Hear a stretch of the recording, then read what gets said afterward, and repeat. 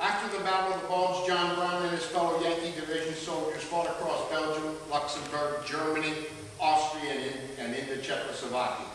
On Victory in Europe Day, VE Day, on May 8, 1945, John and his regiment had crossed the Danube River and were well inside Czechoslovakia. Private First Class John Brown returned home and was discharged on January 8, 1946 at Camp Adams. He had done his duty. During the research for this project, we learned of a little-known change pertaining to the Bronze Star championed by General George C. Marshall in 1947. The Bronze Star was originally conceived as a United States Navy decoration in 1944 and made retroactive to December 7, 1941, that day that will live in infamy. Award was intended to recognize those who distinguished themselves by heroism, outstanding achievement, or by meritorious service. During World War II, only 1,092 Bronze Stars were awarded to members of the 328th Infantry Regiment.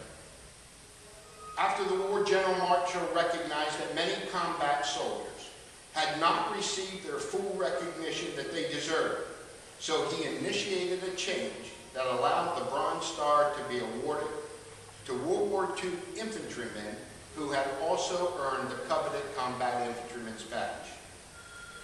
With the help of Governor Daniels, Senator Coates, Joe Bill Wiley, and Mark Slaby, we submitted the paperwork to the Department of the Army, which approved the award of the Bronze Star Medal to Combat Infantryman Private First Class John Charles Brown. Today, 67 years, 2 months after the start of the Battle of the Bulge, we are here to honor the patriotism and sacrifice of this combat infantryman during the most bloodiest and decisive battle of World War II. Ladies and gentlemen, as is our custom, please stand for the reading of the orders.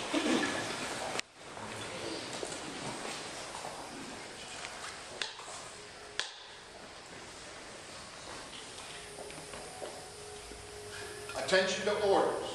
Headquarters, Department of the Army, Washington, D.C.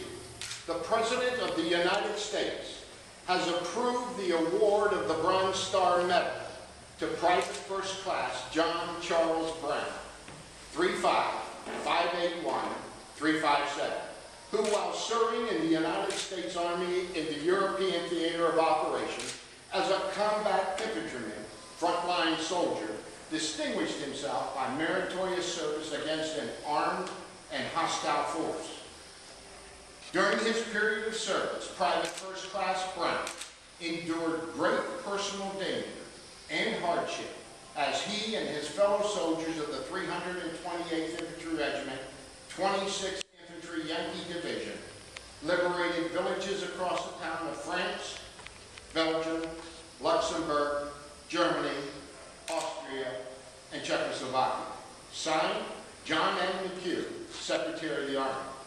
John, on behalf of a grateful nation, it is both an honor and a pleasure to award you the nation's Bronze Star as a small token of your patriotism and service to our country.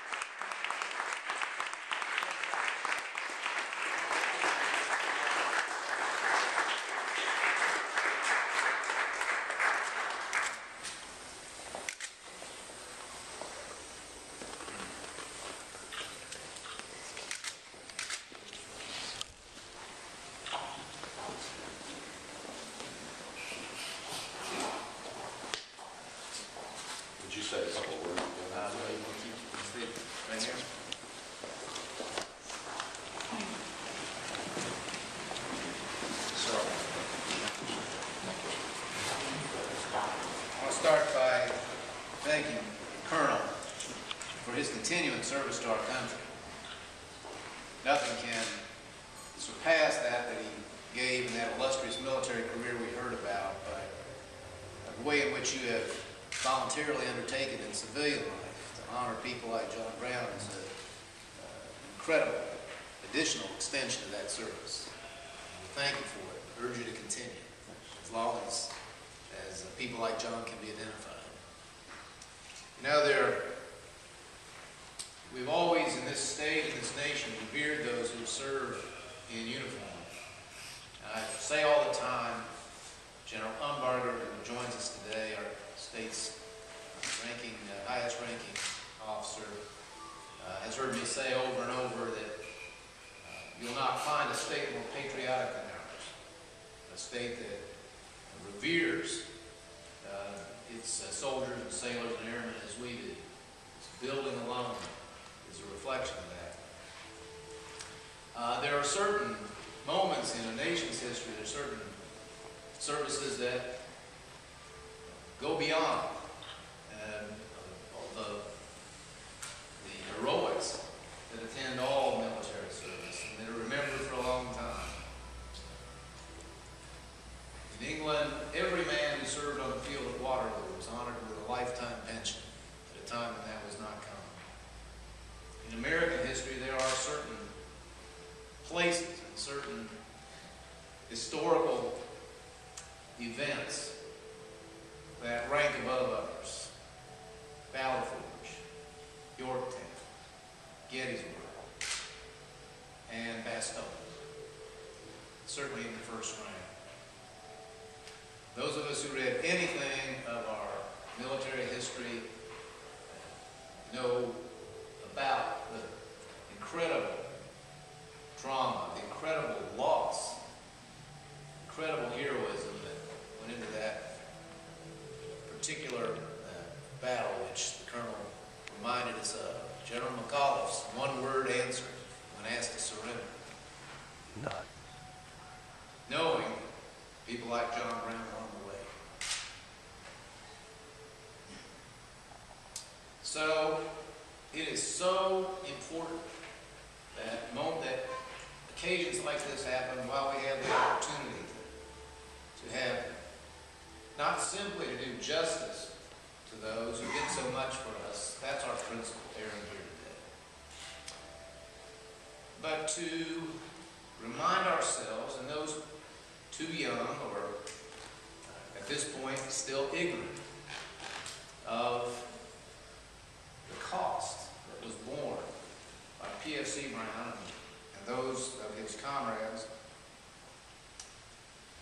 we must treasure mornings like this and opportunities like this and repeat them as often as we can. You know, I noticed that as the years go on, a certain romanticization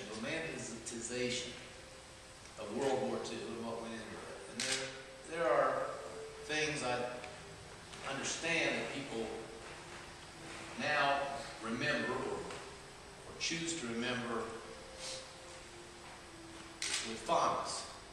Yes, we were all together. Yes, we were all united. Yes, across all barriers of class and economics and so forth, people were thrown together in one common cause. But I've made it my business, I'm sure many of you have too, to visit with and thank as many of those who actually fought for us then as I possibly can. Those from my family, those friends I still have who served when John did, and John himself. There are two things, at least in my experience, that they always say. One of them is, I wouldn't want to do it again. Nothing romantic about it.